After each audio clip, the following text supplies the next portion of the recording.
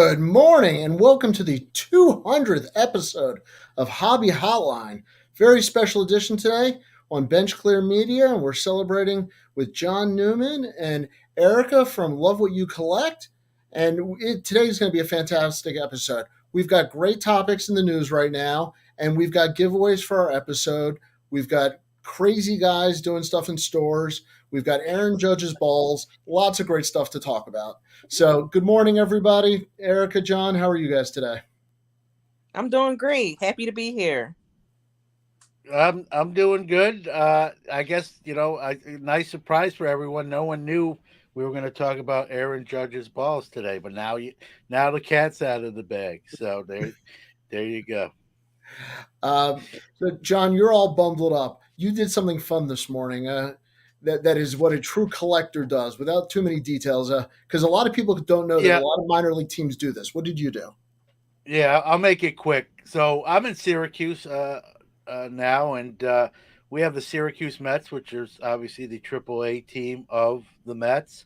And every year, they have a garage sale. It's about this time of year, and they just sell a lot of game used equipment that just kind of like clean out the old and then replace stuff. So they have autographed jerseys, unsigned game used jerseys, game used hats, a lot of game used stuff and that sort of thing. I go every year. Some years are more fruitful than others, and this year really I didn't get a ton of stuff, but I did get a clubhouse Syracuse Mets chair, and it's actually above me. I don't know if you see it right here. It's not going to be. Is Jose Budo's locker room name tag. So, and a lot of stuff it doesn't cost a ton of money. They do a great job, with pricing and draw a pretty big crowd every year. Like it opens at 9, and there's people usually lined up. So it's sort of an annual tradition for me. So those were the two items. So I usually grab more, but a little different this year. It seemed like they have a little less stuff, but I guess it depends on the year. So Erica, what have you done to love the hobby this week? I visited my local card shop. They moved to a new location. They're called Wheelhouse Cards. How far away? It's about 20 minutes outside of Philly. It's a Okay. terrific location. The owners there are awesome. The shop is awesome. It's great, and I love the engagement they have with the youth in the area. And is that West Philadelphia? It's on the main line in Wayne. So it's Okay. about twenty minutes from West Philly. It's a great location as far as the area because you can hit Delaware, Jersey, the burbs in the city How fairly many card easily. shops do you have near you? Great question. Three off the top of my head. Yeah, Okay. three off the top of my head. I visit Wheelhouse 95% of the time, and I visit another one 5% of the time. So, when you went to the hobby shop, did they have any $3 million baseballs? No, they didn't. Okay. So, let's talk about the one that might be a $3 million baseball. Uh, Aaron Judge, his home run. The guy who caught it was offered $3 million. He turned it down. John, talk to me. What's going on? Is this pure madness? I'd be selling my balls for $3 million. That's all I'm going to I say. would I would sell yours for two. Yeah.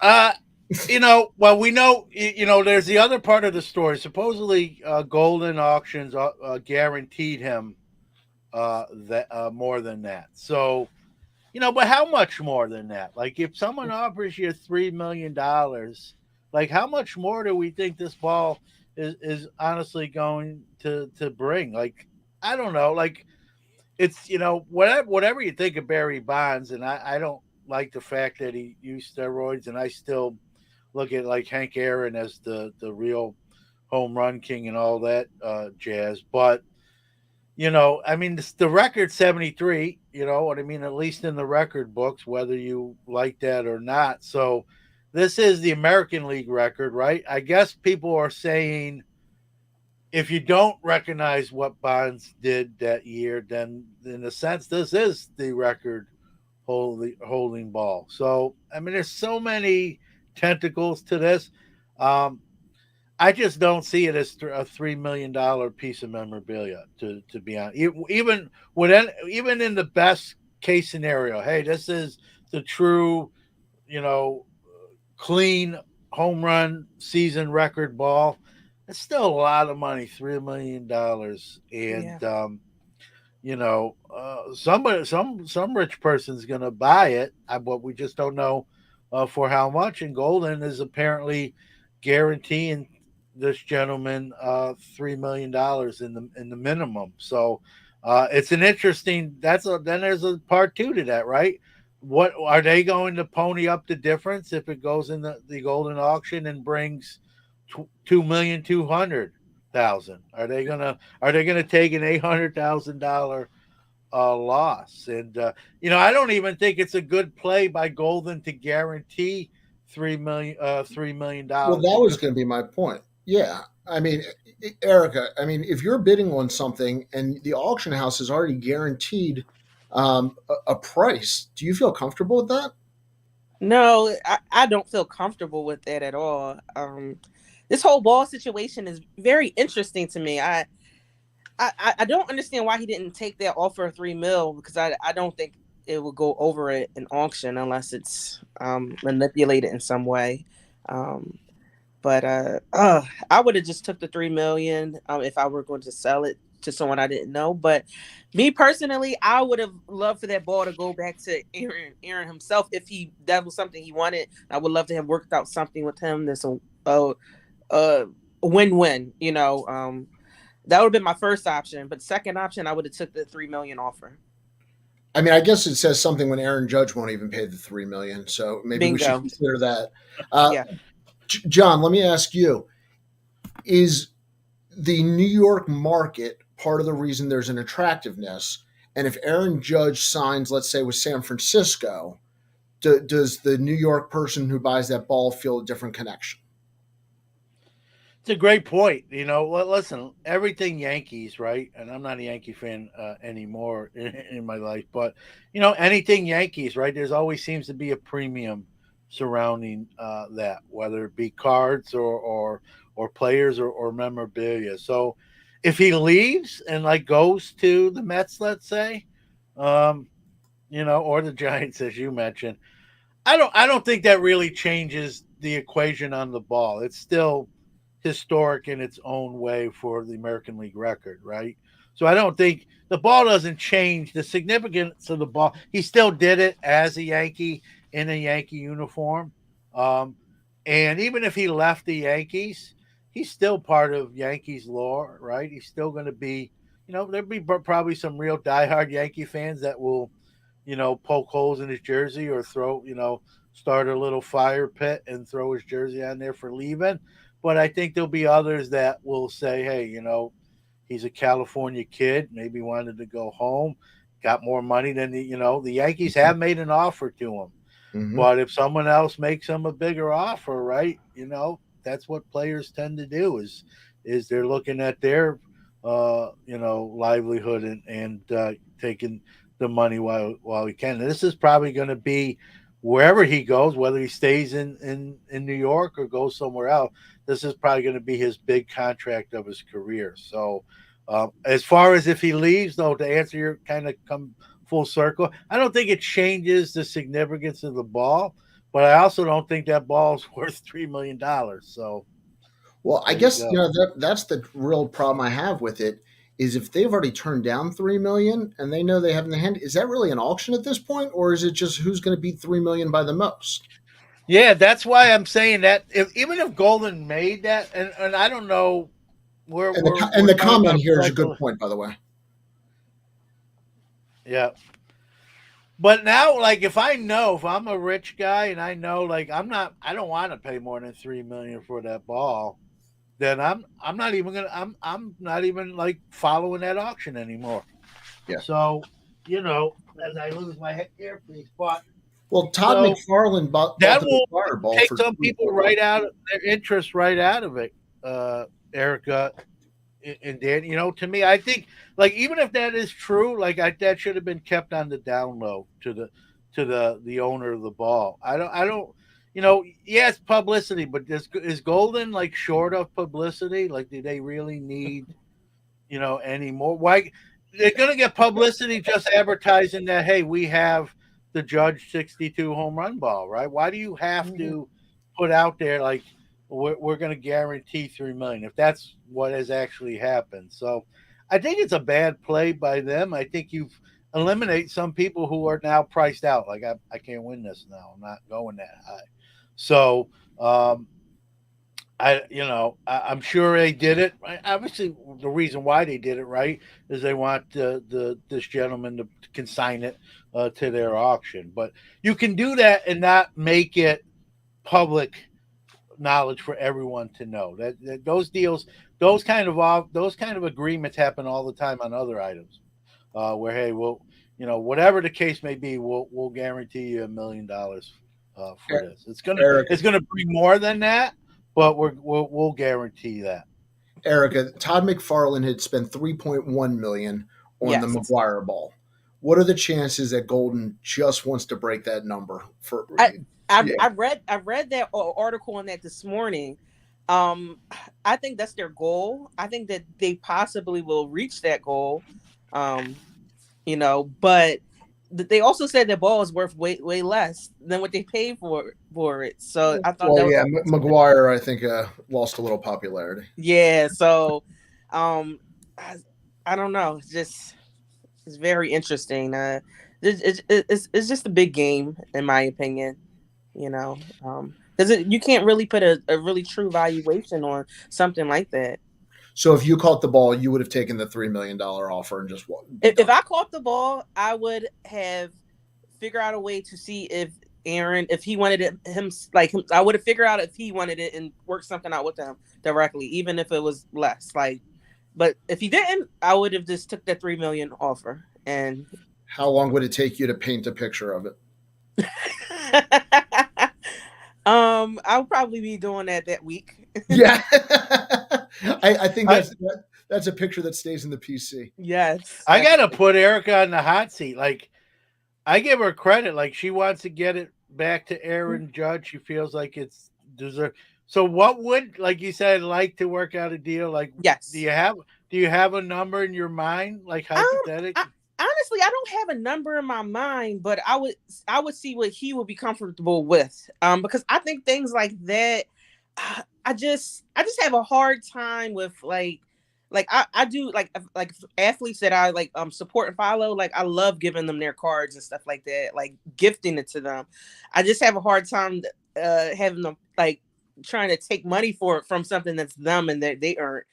So I would leave the ball in his court in terms of what he will offer, feel comfortable with, and then just figure it out. Because at the Well, end if of the you did, if you do that, you're getting a signed bat and a signed jersey. yeah, of course, yeah, and maybe and I would definitely would love for to do something with him, to help the youth. Some type of initiatives with that. Um, you know, because things can't always be about money, and is way more important than that. Yep. Yeah, it's And the a other thing, great point by Spurs Card 20. The gentleman that caught the ball, is I mean, obviously I don't have his bank statements, but he is a vice president of like a financial firm, so you got to assume he's probably doing okay. So I don't think he's worried about like being behind in his mortgage right now, and I got to quickly move this ball. And he makes a great point, right? Golden also thought that LeBron logo man was going to bring more money than it actually did. And listen, I don't fault Golden Company for wanting the item. I mean, that's a great thing to head your auction off with, a great thing to highlight and talk about. But I don't think they needed to put this through. I think they hurt themselves if that $3 million story is true. I think they really. I think there's some people who wanted the ball and just say, "Listen, to me, it's not worth that. I'm not even gonna like enter this auction because I already know I'm not paying that. Why? Why? I'll be curious to see what it goes for, but I'm not going to be a bidder." So I think you've eliminated. I mean, it's obviously a small percentage of people that can even buy that in the first place, and then I think by doing that guarantee, you've even eliminated another smaller percentage of that smaller percent. So I don't think you had to do that. Or if you're going to do that, do it behind the scenes on the down low. And maybe they did. Maybe it's again, I don't know all the detail. Maybe it was core humans that said, "Hey, I'm going to get at least $3 million. It's going to Golden. Thanks, Gold." Might be one of those where they told him like not to say anything, and he didn't sort of follow directions. But yeah, you see a lot of the comments. I would take the money. Think about that, right? You bought maybe a ticket for $100 to that game, and you catch this ball. You're the guy or the woman. In this case, a guy. $3 million for $100. If you want to call it an investment, a purchasing $100 ticket. Or whatever. I mean, obviously, the ticket was well less than $3 million. So the moral of the story is the core humans is gonna make out just fine, no matter what. Even if the ball sells for $1.3 million, right? He didn't pay $1.3 million to get in. What's it Yeah, called? when Globe I take my Globe family to the Park. game, Yeah. I typically lose money. I don't make over $1 million, so it's Yeah. like John. It's a pretty good return, John. I think you're right. Yeah. Couple comments here. Do these historic game balls retain their value long term? Short answer is the modern ones have not for a variety of reasons. However, we were talking about this earlier. I love the historic baseballs. When you get back to Ruth and Cobb and some of the greats or Jackie, it was to me that's totally different. So I would take any of those first. Take the money and run. Mad City Brew. Agree, Erica. Work out a deal with Judge and have your name mentioned in the Hall of Fame. That would be quite a deal. If you could Yeah. get your name in the Hall of Fame, uh, nah, I'd still take the 3 million.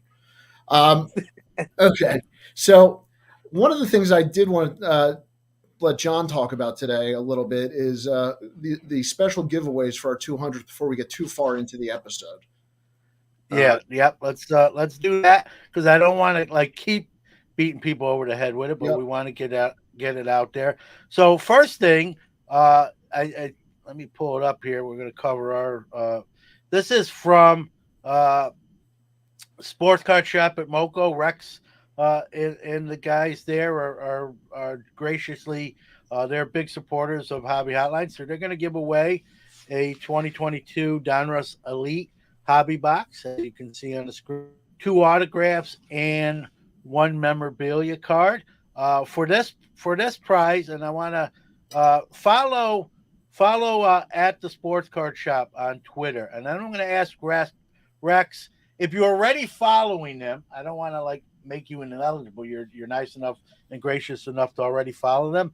Send him a DM and say, hey, listen, I was already following you, but I want to be entered into the Donruss Elite football box. And I'm gonna let him pick a winner, and then he'll ship that off. So there's that. So follow at _ sports card shop if you're not already. If you are already, send him a quick DM and just let him know, hey, I'm already following you guys, but can I be entered? And I'll let him pick the winner. And then we have you've donated a prize as well, Danny. So let me put that up there.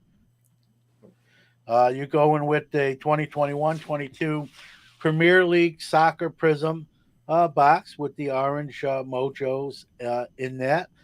For that, we need to build up our Instagram following. So if you can follow us at Hobby Hotline, you see it scrolling on the bottom of the screen on Instagram. We're going to pick a new follower. Same deal. If you're already following us on IG, you shouldn't be penalized for that. Send a DM saying, "Hey, listen, I was already following you. Can I be entered?" And we'll pick a winner from those quick messages and new followers there.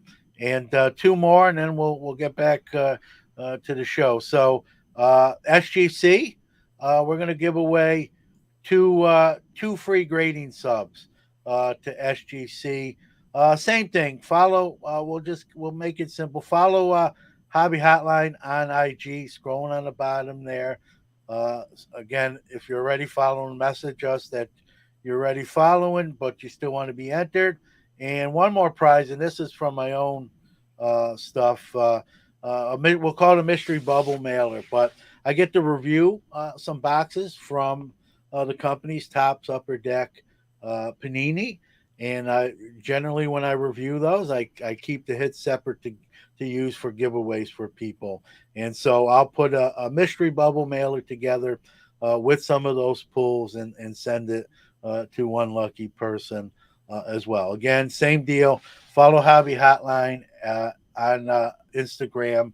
And again, if you're following, just send a quick note to us that you want to be entered. So there's going to be 4 prizes. We'll let Rex do the one.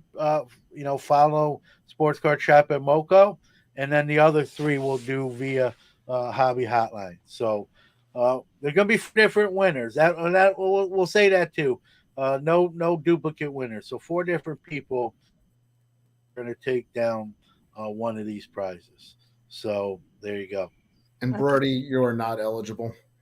Yeah, employees that don't get paid of Hobby Hotline are ineligible, as they Right. say.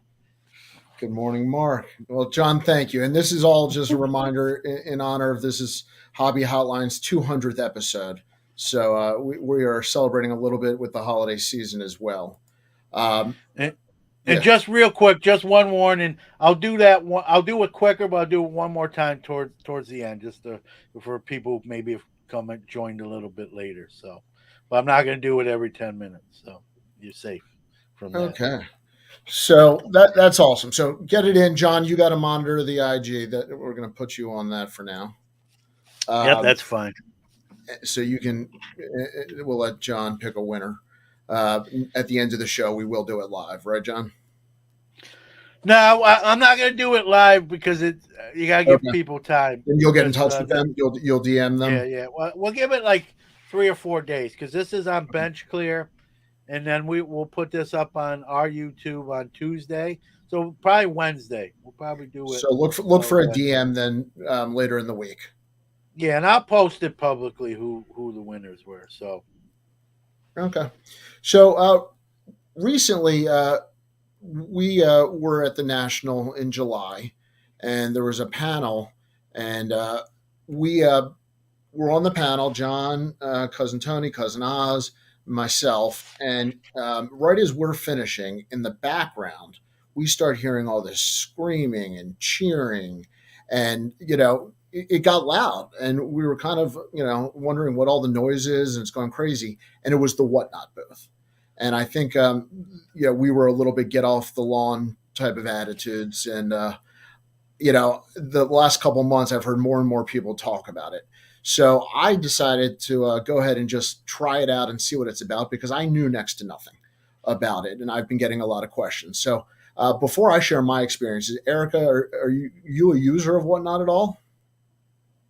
I was a user of Whatnot for a period of time. Yeah, and John, you've never really been on, right? no, I'm not. I'm not a huge fan. But again, I'm knocking it before I've tried it too. So uh, keep that in mind. So, um, I mean, listen, they're doing very well. I mean, you saw they had like a whole row at Atlantic City, right? Where they had that carnival sort of theme going on. The horse racing game, the kind of the ticket counter. They were actually quieter at the National than they were the one. One time we were in Dallas, actually doing a Hobby Hotline live, and we were trying to do it near them, and they were just ringing cowbells and yelling and screaming, and that really we sort of preempted the show just because people couldn't hear us. So when I think of Whatnot, that's one of my first memories. But listen, people are doing very well, selling, breaking, and doing all sorts of different things. On the kudos to them for and listen, there's no shortages of selling platforms in the hobby, and some of them that are around right now are not going to be around in a year or two. And so if you're doing well and you're successful, you got to tip your cap to them. And so it may not, and I'm not ruling out maybe at some point getting involved with them and maybe selling some stuff. like last week with your debut. I just haven't yet, and but you never say never. But I mean, you made your debut last week, Danny. I mean, you can speak to it more than probably me and Erica can. Well, what were your thoughts on your debut? Well, first of all, it was absolutely an interesting experience. And thanks to shout out to Mama Break Stephanie, who gave me some tips. She's very successful on there. And basically, the best way to describe it, it's like going to a shopping mall. And there's hundreds of stores. You can choose what store to go into. Some of them are going to be breakers. Some of them are going to be singles. Some of them are not even sports. And I just wanted to show kind of this is like if you click on baseball and you go in, you can see all these stores and what time they open, if they're going to be on today and stuff like that. And that's really kind of what you're doing. So I had my store. You get to set your own hours, do what you want, but you have to build up that base and the customers that know you just like a retail store.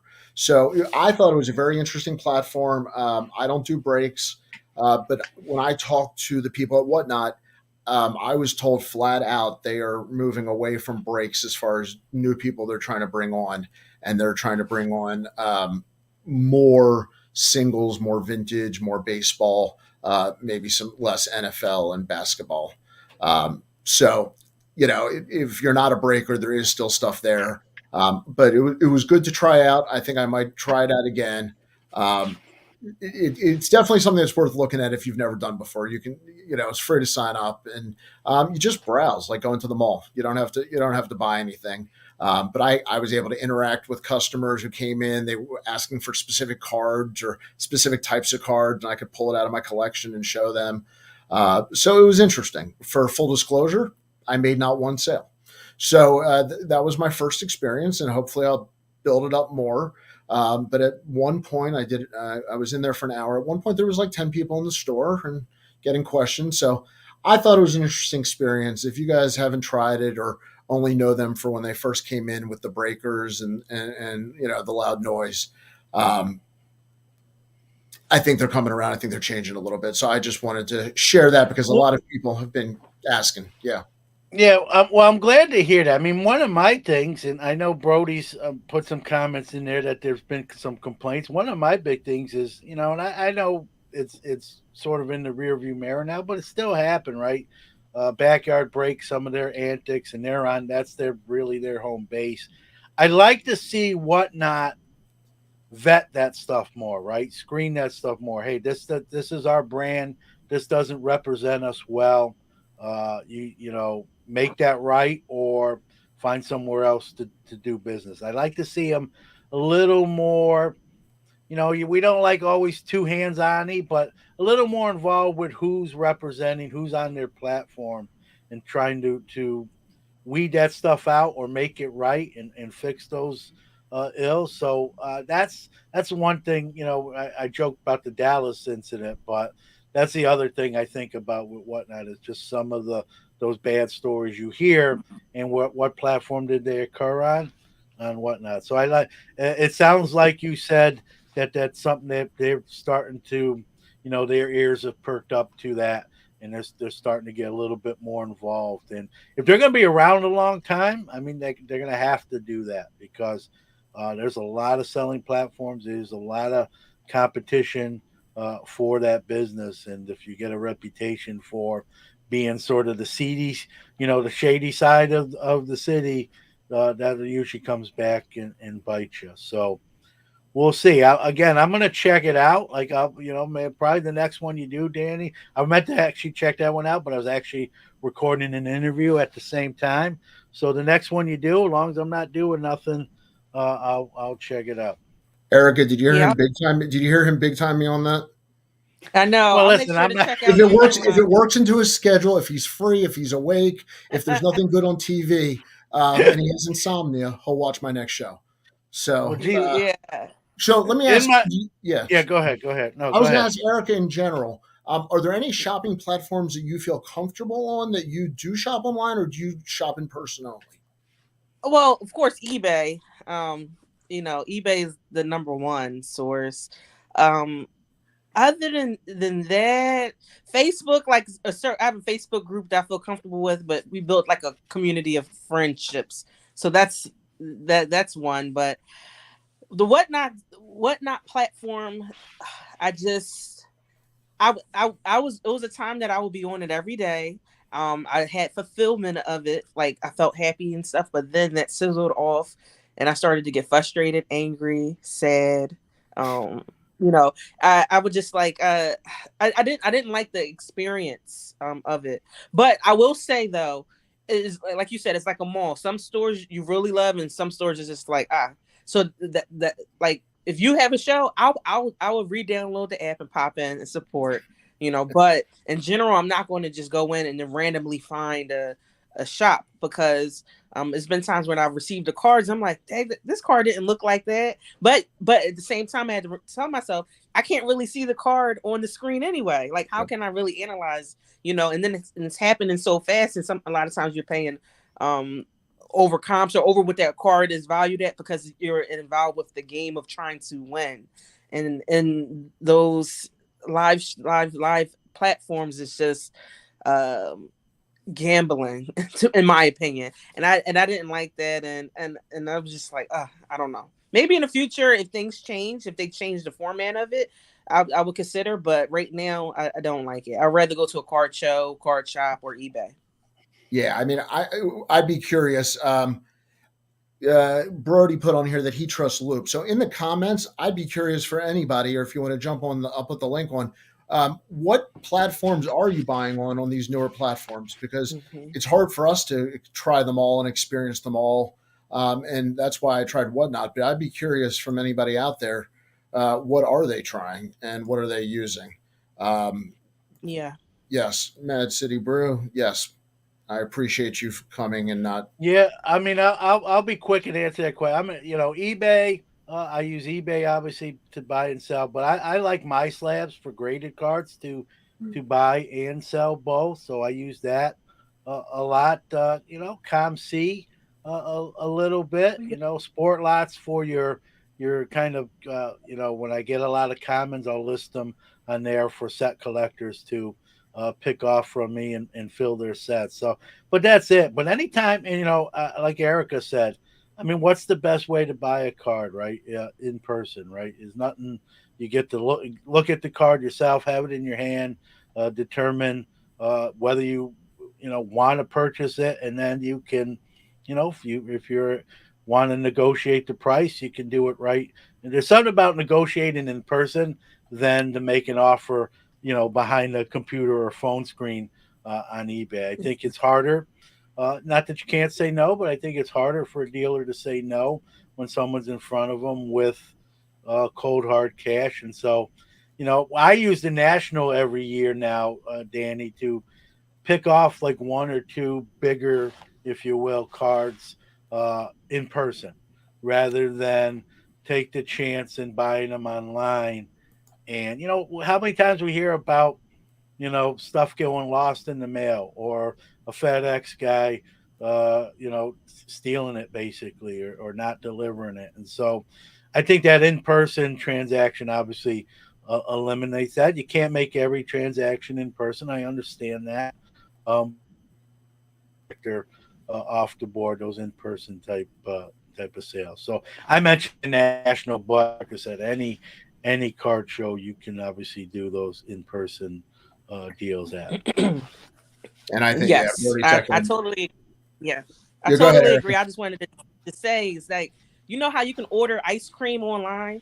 It's nothing like going to the ice cream shop and buying it. After you buy it, you eat it, you look at whatever. Versus online, when you get it in the mail, you still got to put it in the freezer. You got to set up. Oh, I'm gonna eat it while I'm watching Netflix. No, it's not the same experience. It's always better in person, in my opinion.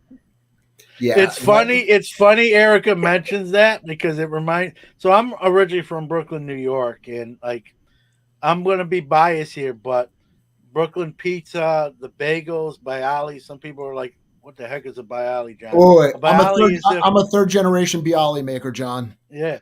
All right. So but for those that don't know, the best way I describe it, Danny, is if a bagel and an English muffin had a baby, that's what a Bialy is. And Brooklyn Bialys and bagels are like to die for. And so there's a place in Brooklyn that FedExes them and mails them. And so I order them sometimes because if I'm not going back to Brooklyn anytime soon and I have a craving for that stuff, and I'll bring it to coworkers. Hey, you got to try this, and I'm a sharer and all that. So, but you're right. It's not exactly like being there and because it's been shipped and you put it in like Erica says, you put it in your fridge, and then all that kind of changes the dynamics of it. But it's still nice to be able to still get the stuff. So I think That's that's the true. first time I almost fell out of my chair. Um, we will have a separate discussion at another time on a bialy being a cross between an English muffin and a bagel. That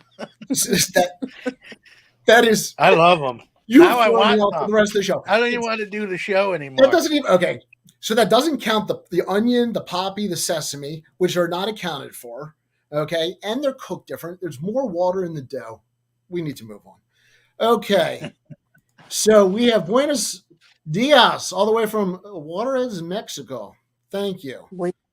Buenos dias. Yes, I Yeah, love. look at that. That is cool. Yeah, and I know he liked some of the posts that we posted. So thanks, Antonio. Very cool. All right, I Yes. think we have an ice cream fan. Give me a tub of Ben and Jerry's Hershey's chocolate fudge brownie. Yes, this is. These are our other favorite hobbies. It's Hobby Hotline. We don't have to stick to cards. We're ice cream lovers too. Okay, so the other thing I wanted to talk about, and John, I think you have a picture of this, is we had a guy that had a disagreement, I think, on comps. Um, and so, like a lot of us do, you go to your store and you hope to sell cards, Here we and go. and yeah, so this was the result. Um, and John said, "There's." I mean, I don't even know what to say. And look at this picture. Like they sent in the SWAT team here, guys. I mean, look. I mean, there's 5 officers just in the picture frame itself. I don't know if there's more there too, but even just the 5. I mean, what was this guy? What kind of ruckus did this guy Yeah. cause? That like did the first 2 officers arrive and then they called for like backup? Like I don't know. Did they have to stun gun him? Like, we don't know all the details other than he was PO'd, that Nick's card store did not buy his cards for what he wanted what he wanted to get for him. And there's a rumor, I Welcome don't to the know if hobby, it's, buddy. yeah, there's a rumor, Danny, that he had a 90 Fleer Uribe that's worth $900,000, and that Nick's only offered $2,000, and he was insulted Uh, by that, and calamity ensued, and then the SWAT team obviously had to be called in. But obviously, I'm kidding. But I mean, it is really, it's funny. As a dealer who sets up at shows, there's nothing on that level, right? But you might offer someone something and they don't they don't like the offer, and that's a two-way street too. You ask them, hey, what do you got to get for this, and they're too high. But to I don't know, I'm assuming with 5 officers, he did some damage, whether that's breaking a showcase, throwing something, maybe refusing to leave the store. um just not a way to behave on someone else's property, and I assumed it you was a Panini redemption problem. Panini know. redemption. Well, that happens in their lobby, not at Nick's Sports Cards. So Yeah. Well, That's hilarious. there's probably some show promoter that had a problem and called five And security. I wanted to add to that. I think when I saw this story occur, it just reminded me of the outside's perception of the hobby as either you know selling big cards, junk wax, or even a lot of the news of hobby break-ins at stores. So like some outside looking in, they're just thinking about those main topics that circulate. So that doesn't surprise me. Maybe some law enforcement, they say, hey, we got to keep an eye out for, these sports card shops are opening more, and we have to make sure we just are there for, you know what I mean? So I think it's a bigger picture with this whole story. But like you said, we don't have a full story what happened there. I was, I don't know, but just the picture looks crazy. The picture looks I crazy, mean, and uh, I'm, yeah, we were saying this I'm gonna before. put it back up. It was a panic button. yeah, it looks Yeah, put crazy. that back up, John, because I don't that know what looks to like a make of it. panic button. I mean, Yeah, I don't think there's a special baseball card squad. I mean, I think that's probably just the response to an alarm. And the question is, yeah, what caused the alarm to go off? What was yeah, he doing? yeah. That's true. That's true. So, Yeah, Yeah, I don't and know. also too, yeah, also I too. I was guess just the on a side lesson note, like, is. yeah, Go ahead, Eric. I'm sorry. Go ahead. I was just on a side note. It's just like I know perceptions is a thing that we got to take in consideration. Like I live in a big city, and something like that happens, a cop probably won't come, or if so, maybe one or two, and they won't look like that. But if you live in different areas, you'll get something like that. So just the you get the big picture thing. well said. Um, I I gotta guess one of the things Danny, I don't know, if as a dealer that sets up at shows and someone will say, hey, you're buying, and I'll say, yeah, take a look at what you got. You pick out a card or two or more, whatever. And then you start to negotiate, hey, what do you got to get for these? The phones come out, right? Comps. And well, it's comped at 200. Okay, well, what do you need to get? Well, I'd like to get 200. And you try to explain to them, okay, but if I buy it for 200 and I put it in my showcase, what am I pricing it at? We'll put exactly. 250 on it. Okay, so I put 250 on it. The next guy or lady comes along that's interested in the card. What are they going to do? They're going to pull out their phone and see the comps at around 200, and they're going to say, hey, you're over comps. Like, what can you do on this? So there's a lot of stuff. I don't want to say a lot, but that's a common thing that happens. So who knows? Maybe something like that happens where he sort of, we almost think of cards like as gold and silver spot prices, right? Silver's $22 an ounce. I can go to the pawn shop. He's going to give me $22 for every ounce I have. Gold is $1,600 an ounce. I'm going to go to the gold shop, and that's what they're going to pay, or pretty close to it. And that's not how cards. That's when people do that with cards, that's not how that industry works. And so maybe it was something as simple as that, as he kind of wanted what comps was, and maybe the owner or the general manager of Nick says, hey, that's not how, we can't do that. How are we gonna? And who knows what happened from there? I'd love to know like what he actually did. I Just think the we're curiosity. Did he break Yeah, something? Did he throw something? Did he assault? Did he grab somebody? Like there's all sorts of, like, you could write your own script here about what he actually did, but I'd like to know the actual event, like just because that seemed to be a pretty heavy police presence for just like, hey, we got to ask you to leave. You're being disorderly. So, but again, they do everything bigger in Texas, Eric and Dan. So maybe that's what it even boils down to. So. well. I also, and you were talking about script. Real quick, I just want to acknowledge the fact that there was a big movie on the hobby that came out. Just I know John interviewed the directors, right, John? Yeah, Chris Fitzgerald was yesterday's guest on Sports Card Nation. The movie's Behind the Card came out yesterday. I don't know how we timed that up, but it's almost like we did it on purpose. Wink, wink. But I got to screen the movie about 2 to 3 weeks ago before its release. Um, we don't have a lot of hobby movies. There's been a couple. I guess if you want to count YouTube content, we have a lot of hobby movies. But this one is a full feature release. It's in some theaters, and you can order it online. And I thought it was well done. It was filmed during the crescendo of the hobby and during COVID. So you got to keep in mind that it's being released a year after it was wrapped up. So keep that timeline in mind. I thought Chris, and like I said during the interview itself, I thought Chris did a good job of covering.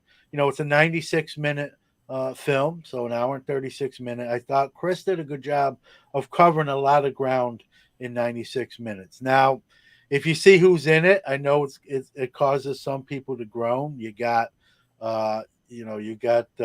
everyone's favorite Vegas Dave. You got Jeff Wilson. Um, but there's a lot more people in there. Steve Aoki's in there. There's about 16 people that you could call cast, and then you have some obscure, like real quick interviews on the street and type thing. Let's put it this way. It's like I said on my show. I watched it late at night when I was sort of winding down. I didn't fall asleep. I didn't look at the clock to say, "Hey, how long has this been?" That's always an earmark for me that I don't enjoy something I'm watching. I keep watching how long I've been watching this, or how much time is left in it. And I didn't do either of those two things. So it was definitely interesting, entertaining. If you've been in the hobby a long time, there's nothing earth shattering that you probably don't know about. But it was just interesting to hear some of the dynamics, and Vegas Dave poops on poops on vintage, which I that's like sacrilegious to me. And then you have the other side of the coin. You got Rob Go, the buyer of the $5.2 million Manals, telling why he loves vintage more than modern. And so you got all these different sides of the aisle sort of weighing in. I will say this: I'm not a fan of Vegas Dave, as many are not. And I'm not saying I like him any better, but I did learn some stuff about him that sort of changes, that I didn't realize about him. He promoted his a show on his own at 14 years old. There's parallels for me. I did my first show at 15 years old. So like connections like that. I'm not saying I'm Vegas Dave, and I don't want to be Vegas Dave, but you learn some stuff about people. Like you think you know people because what they post on social media or what they say but I think that the movie did a kind of delved a little deeper, and you feel like you got to know them in a little different sort of way. So that was a plus. And the 96 minutes didn't feel like 96 minutes. It was entertaining. I think it was very well done and produced very well. And you hear they had producers that worked on like feature films, like the Bourne series and all that. So this wasn't, you know, people would just grab the camera and just say wasn't the Blair Witch Project. Not that that was a terrible movie, but you know what I mean. It was production value there. And if someone said, "Hey, is it worth watching?" I mean, you asked me, Danny, "Is it worth watching?" Right, off the record, I could have, I said, "Yeah, I think it is." So, um, and I you watched know, it, and to give my 2 cents on it, they covered all parts of the hobby. I think the best they could. I know a lot of people in the comments are talking about some of the things that people do. They touch on repacks, they touch on scammers, but they also touch on the positives very strongly. They talk about the passion at high end. Also, just because people buy expensive cars doesn't mean they're not passionate. They do talk to local shop owners. Joe Davis from GotBaseballCards.com. So listen, the movie's not perfect. I don't think anybody in the hobby would ever agree on one movie because we can't agree on yeah. anything else anyway. So, but I thought it was very well done. I thought it flew by. Yeah, and not to be a salesman or shameless plug, one of the questions I asked Chris was, there's certain people we didn't see, and were there people, and he explained it. Listen to his, but basically, COVID threw a little monkey wrench into how they could meet with people. Also, this is a full feature film, so people had to sign like NDAs, and I had to sign that to screen the film. So a lot of people didn't want to sign certain things. Like there's a lot of logistics. It's not just turn the camera on. Hey, what are you doing? Who are you? What do you think of this? It's more to it than that. So they even tried to get some other people, and it just logistics wise, they just couldn't get everyone on there. So But I think they did a good job. I don't think anyone was like too much screen time. I thought they tried to balance it out as best they could the way it was filmed. So Yep. All right, John, I want you to touch one more time on the giveaway before we forget. yep. All right. I'll make this quicker than when we did it in the beginning. So, Rex from the Sports Card Shop at Moco is giving away a hobby box of Donruss Elite Football. As you see there, 2 autos, 1 mem. Follow them on Twitter at _ Sports Card Shop. If you're already following them and you want to be entered in the giveaway, send them a DM via Twitter and say, "Hey, I'm already following you, but can I be entered into the giveaway?" They'll take those DMs and all the new followers, and they'll randomize that, I imagine, and pick a winner for that box. Danny's box, 2021-22 Premier League Prism Soccer. Follow at Hobby Hotline on IG. We're trying to build that base up. We just started that, I don't know, about a month and a half ago.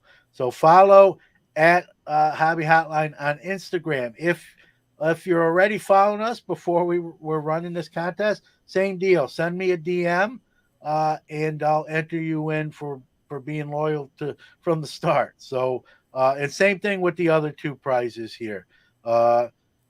We got 2 free subs from SGC Grading and a bubble mailer, or as Ziggy No calls a repack, which are a scam. So every card I put in this is from me. Every card I put in this will be counterfeit, trimmed, or fake, or dinged up. So not the best prize. We'll rank it 4th on the list of 4. But guess what? You didn't pay a dime for it. So there you go. Thank you, John.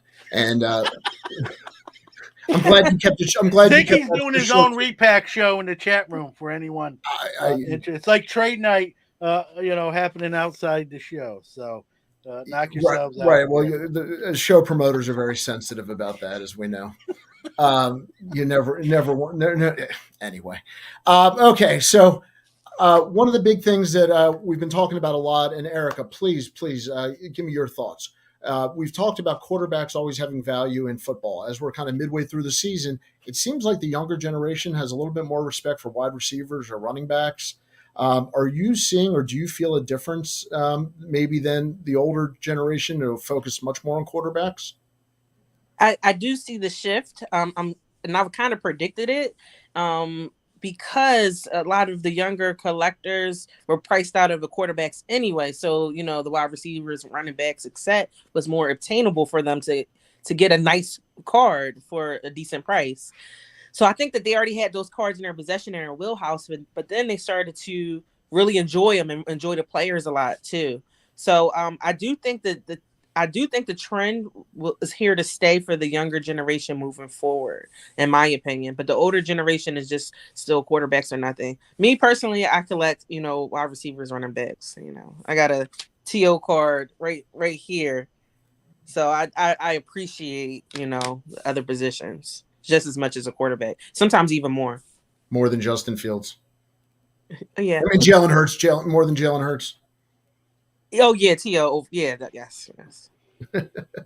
John, what do you think? I think Erica pretty much hit it right on the head. I think we're seeing. I think some of the old school people, they're kind of set in their ways. I guess listen, it's always going to be a quarterback driven hobby. I don't think that ever will not be the case. Quarterbacks are really drive the hobby, drive the team for the most part. It's the sexiest position. When we watch the draft, right? What do all the analysts talk about more than any other position, right? It's quarterback. But we have seen some defensive guys get more attention. Your TJ Watts, your Micah Parsons, including not just on the air, but we're hobby love as well with card collectors, and we're seeing wide receivers. I think running backs, I think, are sort of the odd position out because that shelf life is so small, 4 to 6 years. Every once in a while you get someone that sort of changes that. I think Derrick Henry is getting into area. McCaffrey, if he can stay healthy, will be one of those guys. Jonathan Taylor, but you can name a lot more quarterbacks than running backs. Running backs careers are shorter for obvious reasons. And but I think you're seeing wide receivers. People like Justin Jefferson, Jamar Chase. They're going to play 12 to 15 years. Everyone likes to compare the next generation of receiver to Jerry Rice. Is this the next Jerry Rice? I don't think there's going to be another Jerry Rice. But what we can debate is who's going to be the next best wide receiver after Jerry Rice. And I think you got a lot of guys playing right now. I just mentioned a couple: Justin Jefferson, Jamar Chase, that are going to be in that conversation, especially later in their careers. Hopefully, they stay healthy. Knock on wood for them. I think so. I think you're seeing the rise of wide receiver love a little bit defensively. I think running backs are kind of like the position people kind of stay away from. Yeah, More I than can't justify Mac Jones being worth more than Justin Jefferson. neither can I. So So, all right. Well, just like that, we have almost gone through. So I always like to wrap up. Looking forward, Erica, what does your sports and hobby week look like? I possibly may be going to the show in Jersey. It's a caucus, the last show this afternoon for a few hours. And probably watching football tomorrow and some NCAA basketball this week and reorganizing some of my cards. Are you planning on going to the Philly show in a couple weeks? Yes, I will be there.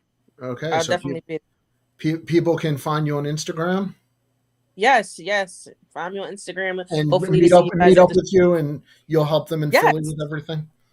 of course, of course. Private Feel tours by free. Erica. Yep. Yes. John, what is your sports and hobby week? Well, listen, it's Thanksgiving week. First off, I want to wish everybody out there a happy Thanksgiving to family and friends. Enjoy, it's a shorter work week for most. Enjoy that time. I'm a little shameless. I'm turning 50 on Thanksgiving itself. So the big 50. There's been a few times in my life I wasn't sure I was going to make it there. I haven't even made it there yet. I shouldn't probably jinx anything talking like that, but so we'll be celebrating that for programming Monday. I'll be doing a Thanksgiving hobby quick hits where kind of a year in a review, and I'll be giving out a lot of kudos and thank yous to other people for helping this show, Sports Card Nation hobby quick hits and that sort of thing. And then on Friday on Sports Card Nation, my guest will be Darren Garnett, who runs Cards for the DR, and that's an organization that brings sports cards. The Dominican Republic is one of the top 5 poorest countries in the world. They, sometimes use milk cartons for baseball gloves, and it's gotten better. But cards wise, they don't have access to cards. So what he does is he makes sure those young kids get to enjoy the hobby like we do here in the States and abroad. And so I think it's a great guy to have on Thanksgiving week. And to, when that show airs, we're going to ask people to get involved and maybe donate stuff to the Dominican Republic for those young kids that want to collect cards like we do. And just there's no card stores in the Dominican Republic. So for many of those kids, that's their first time they've ever seen a baseball card is when Cards for the DR makes those deliveries. So it's a great Thanksgiving week, and just be thankful, for all the blessings we have. Acknowledge that. Tell people. Don't be, people sometimes are shy or feel funny. Like tell people you love them. Tell people thank you for doing that for me or thinking of me. I went to the ER last week, and I had a lot of people reach out, check on me, how you doing, what happened, and that means a lot. And so I'm a thank you guy. I'll tell people probably ad nauseum, like, hey, you already told me, man, we're good. But I rather be that than the other side of the coin. There's enough negative stuff going on. We've seen some in the chat room. It is what it is. Steer clear of that. it's like potholes in the road, right? You don't run into them on purpose. You try to avoid them when you can, and it's just a great hobby, and one of my Thanksgiving's one of my favorite weeks. You get to spend time with people. I hope you do what you love and care about, and so that I went long winded on that, but it was important to me to say some of that stuff. So Very much so. And I think my sentiment would be, guys, enjoy the hobby. If you're getting that worked up over stuff, you're kind of defeating your point of loving the hobby. If you are so passionate that you're angry, you just check yourself. Um, Final words. Um, we will see you Tuesday night. Hobby Hotline returns on the Hobby Hotline channel. And next Saturday on Bench Clear, episodes 201 and 202, because this was 200. John, Erica, thank you. well, thank you, Danny. Happy Thanksgiving to both of you as well, and again, everybody out there. Enjoy the upcoming week. Happy Thanksgiving. Happy Thanksgiving. Bye bye.